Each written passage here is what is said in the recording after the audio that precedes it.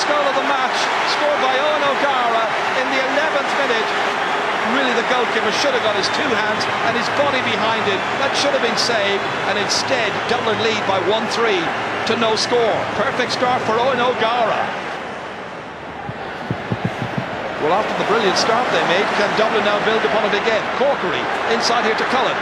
On his left, nice and composed, lovely score. Brian Cullen's first point, and Dublin's first score for about 11 minutes. And it's now 1-4 to a point. Michael Darragh Macaulay on as far as Brian Cullen. Where's the marking? It's so slack, it's ridiculous. 7 points between them, and it might be worse from Louth's point of view in a moment. And it is a second point of this match for Brian Cullen, the man we knew for so long as a centre half back, but now very much a player who uses his talent in any area of the field, and Dublin are the beneficiaries. It's been really easy for Dublin. Ross McConnell, big long one, great pass to Alan Brogan. Dublin have played some wonderful football. Inside towards O'Gara, has Bernard Brogan, will he use him? It's still O'Gara, and he's got another one. Never scored a championship goal before today, and now he's got two. This one coming in the 33rd minute. What a first half for Dublin. From this ball invitingly kicked in here to Owen O'Gara, who judged the hop well, got about Desi Finnegan and placed it low in past Neil Gallagher, and it's now 2-6 to just a point. Here's Desi Finnegan. Well, if they're to go out of the championship, they won't want to go out without a fight. Here's Mark Brennan. Just about held on to by Louth and by Adrian Reid. Trying to set it up here for Declan Byrne. And the substitute kicking and putting it over the bar. Something to applaud about at last for the Louth fans. And their substitute, Declan Byrne, putting it over. His second ever championship score. But it's the first point from play for Louth in this fourth round qualifier. Brian White now. Dropping at the 13-metre line, fisted down there by Lennon, waiting for a player to break onto it, but nobody there except Ross McConnell, and they've given it away as far as Darren Clark, and Clark puts it over the bar. Well, two good points from play now by two Louth substitutes, and Darren Clark, the 27-year-old, will be remembered for a goal against Tyrone 2 years ago, gets a point here.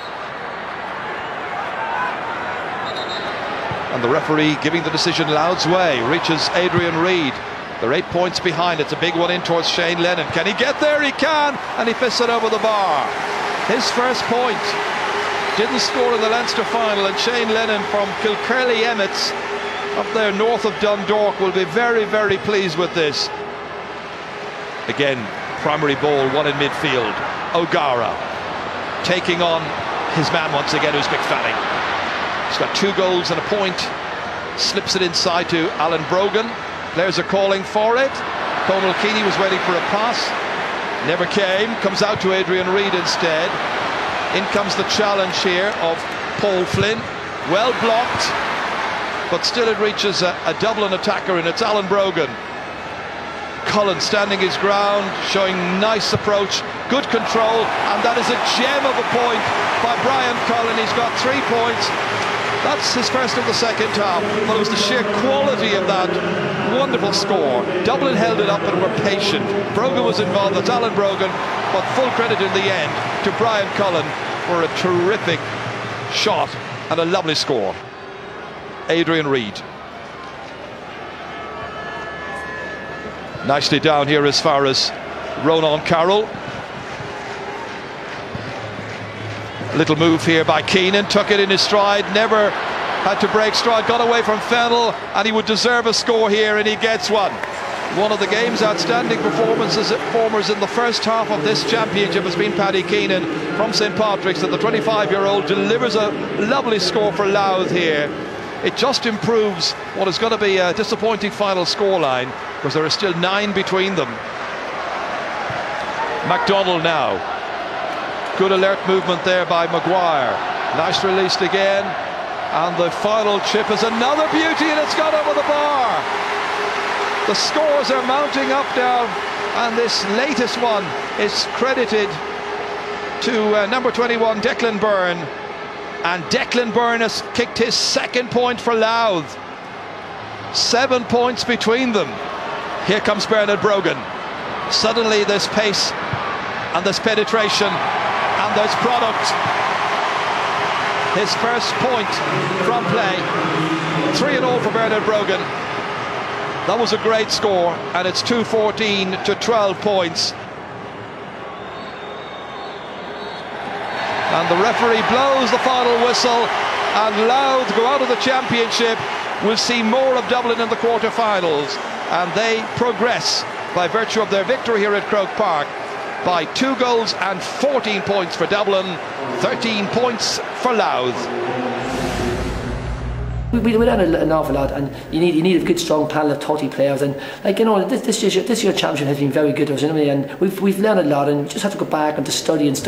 I think our fitness level would have to maybe lift it a wee bit more. I think we've a good forward line. I think when you have a good forward line, you're kind of going in the right direction. We have a good midfield player, and I think overall, I think that the football in Louth will definitely improve from our campaign this year in the championship. I think it was a shame what happened to them in the Leinster final. I think they put so much into trying to win a Leinster title. That was probably the level of where they were pitching for this year, and I suppose to lose it so heartbreakingly was difficult for them to pick themselves back up. To be honest, I was expecting them to have a bit of a sting in their tail, but I think once we got a top, then it was difficult for them to come back.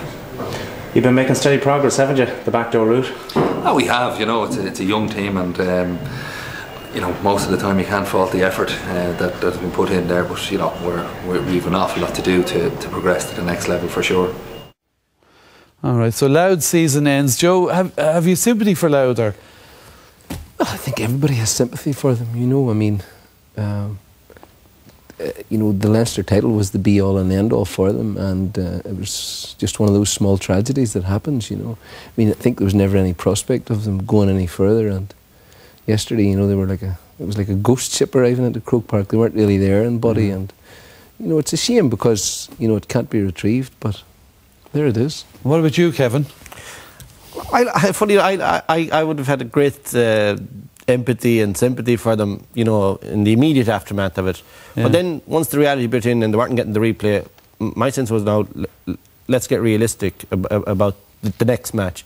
And like, there was guys doing interviews close up to the match on Saturday and still talking about the Leinster final and the grievance, and that's understandable. You know, but it was an awful kick. They couldn't leave it behind them. It was understandable. But then the display on Saturday, I'd have to say, hand in heart, I was disappointed with Louth. They didn't do enough for me. Yeah. There should have been some sting in them. You know, they should have said, well, we'll put it up to them. But and they're we'll show a very them. limited team. I mean, like, I saw them in Caiston Park against Antrim in the league, and Antrim beat them, I think, by 12 points in the middle of the season. You know, so.